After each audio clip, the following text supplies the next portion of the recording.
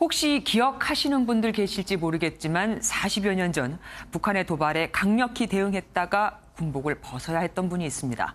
원래 그분을 이 자리에 모시고 싶었지만 뇌졸중으로 갑자기 쓰러지셨다고 하네요. 자주국방네트워크 신인균 대표에게 얘기를 들어보겠습니다. 어서 오십시오. 안녕하십니까? 예, 지금 방금 설명드린 분이 백골부대 박정인 당시 사령관인 거죠. 사단장이시죠. 사단장이요. 예, 지금 갑자기 조명을 받고 있습니다. 왜 그렇죠?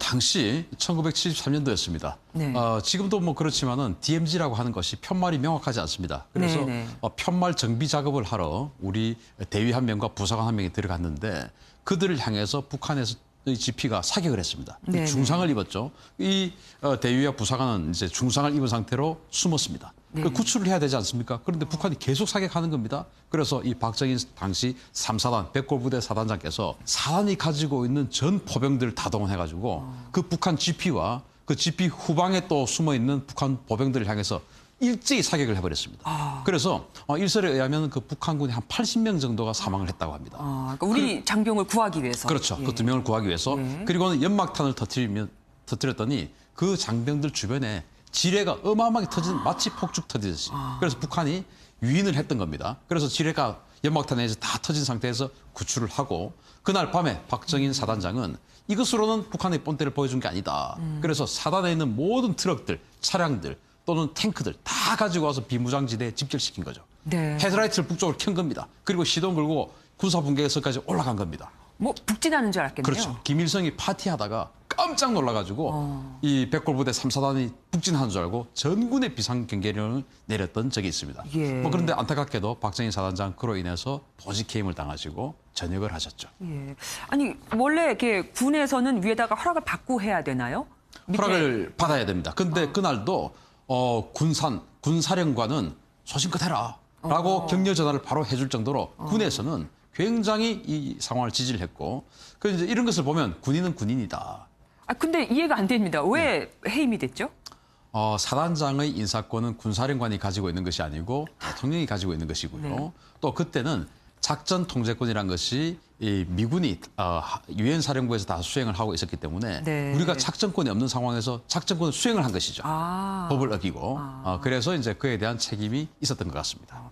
그렇지만 지금도 귀감이 되고 있는데 네. 그 당시에 또 뭐 장병들은 엄청나게 또 존경을 했겠어요. 당시의 장병뿐 아니고 40년이 지난 지금도 우리 육군은 전설이 되어 있고 그래서 지금도 전방에 가면 박정인 OP, 박정인 부대, 박정인 대대 이렇게 후배들이 존경해서 서로 박정인이라는 이름을 자기 부대에다 붙이려고 경쟁하고 있을 정도입니다. 근데 좀 이해가 안 되는 게 사실 지금으로 보면은 지금 현재 국방부가 DMZ 내 작전 개념을 저지해서 경멸로 바꾸겠다라고 한 것과 일맥상통하는 거잖아요. 다시 과거로 돌아간다는 얘기. 40년이 지나서 돌고 돌아서 다시 그쪽으로 갔는데 지금까지의 DMZ 작전 개념은 북한군이 이제 휴전선 그 군사분계에서 접근합니다. 50m 정도부터 접근하면 우리가 방송을 하죠. 접근하고 있다. 오지 마라. 돌아가라. 그리고 무시하고 북한군이 계속 옵니다. 가상의 군사분계선으로 들어오면 우리는 경고사격을 합니다. 경고사격을 하는데 하늘로 쏩니다.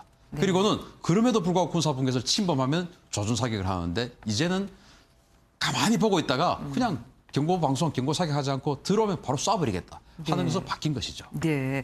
최근에 그 전방부대 다녀오셨다고요? 네, 그렇습니다. 이 지뢰 사건 이후에 전방에 있는 몇 개의 군단, 몇 개의 사단에 가서 지휘관들과 대화를 나눠봤는데 우리 지금 확성기 방송 심리전 하고 있지 않습니까? 네네.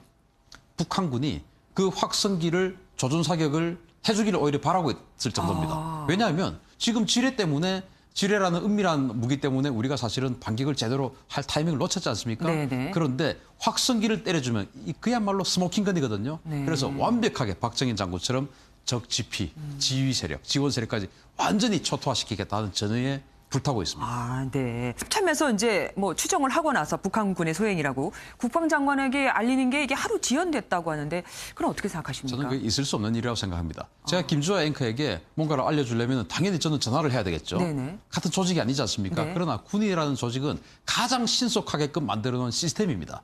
시스템에 의해서 따로 전화를 하지 않아도 바로 합참이든 국방부 장관이든 국방부 상황실이든 청와대 안보실 상황실이든 바로 실시간 전파되게끔 만들어놓은 게 군의 시스템이죠.